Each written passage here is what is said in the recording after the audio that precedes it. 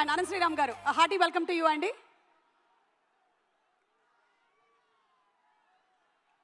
ఉలికి పడి ఊగాల ఉలకైనా నేనురకేస్తే, అదిరిపడి ఆగాల పిడుగైనా నేనడుగేస్తే.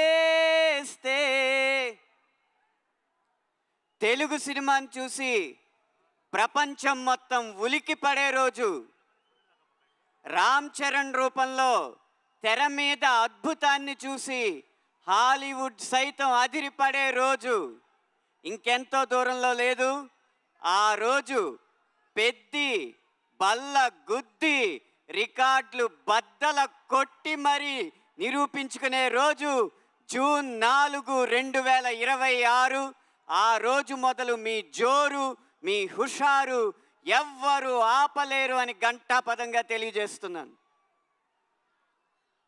రాబోయే ఆ విజయ బేర్ని విజిల్స్ రూపంలో వినిపించడానికి విజయవాడ గడ్డకి, విజయవాడ నడి బొడ్డుకి విచ్చేసిన అభిమానులందరికీ, ఊరి నుంచి ఇక్కడికి ఉరుక్కుంటూ వచ్చిన ప్రతి ఒక్కరికి ఈ ఊపిరి సాక్షిగా వందనాలు అర్పిస్తున్నాను.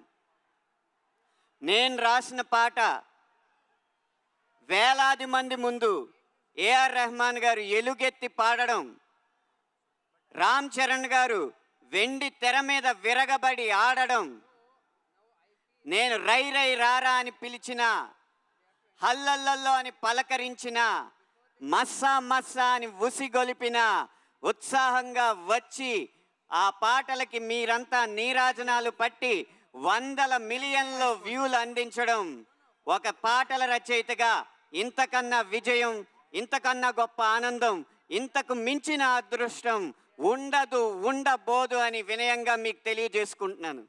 ఇవన్నీ కూడా నాకు ఒకే ఒక్క సినిమాతో అందించింది ఆ ఒకే ఒక్కడు.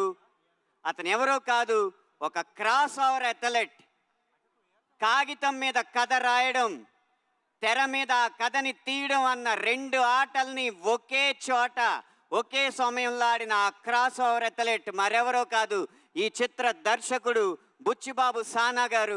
ఆయన ఇంటి పేరుని నిలబెట్టాలనుకుంటారేమో, అందుకనే మమ్మల్ని అందరినీ అలా సానబడుతూ ఉంటారు, మా మెదళ్ళకి అలా సానబెడుతూనే ఉంటారు. రేపు 4వ తారీఖున మీరు చూడబోయేది పెద్ది సినిమా మొదటి ఆట కాదు, పెద్దిని గెలిపించడానికి బుచ్చిబాబు గారు చివరి వరకు చేసిన పోరాటం అని నేను ఖచ్చితంగా చెప్పగలను. ఆ క్రాస్ ఓవర్ అథ్లెట్కి ఆట స్థలాన్ని, ఆట వస్తువుల్ని, ఆట జట్టుని అందించి అందరినీ అల్లారు ముద్దుగా చూసుకున్న కిల్లారు సతీష్ గారు, నిర్మాత గారు, వారందరికీ కూడా మనమందరం అభినందనలు తెలియజేయాలి, ధన్యవాదాలు తెలియజేయాలి. ఈ చిత్ర బృందంలో ఎవరి గురించి ఎంత చెప్పినా, ఆ ఒక్కరి గురించి మాత్రం ఏం చెప్పినా తక్కువే. ఆయన ఎవరో కాదు, ఈ చిత్రాన్ని నడిపించిన కథానాయకుడు mega power star Ram Charan గారు. గాయాల పాలైన షూటింగ్లో పాల్గొన్న ఆయన అంకిత భావం, మాలలో ఉన్నా సరే మల్ల యోధుడిగా తన శరీరాన్ని మలుచుకున్న ఆయన కష్టం, వాటెనకాలన్న కథలు వింటూ ఉంటే మీకొక్కొక్కరికి రోమాలు నిక్కపొడుచుకోవడం ఖాయం. కానీ ఈ సినిమాకి రామ్ చరణ్ గారి కంటే పెద్ద హీరో ఉన్నారు. అవును, మీరు వింటున్నది నిజమే.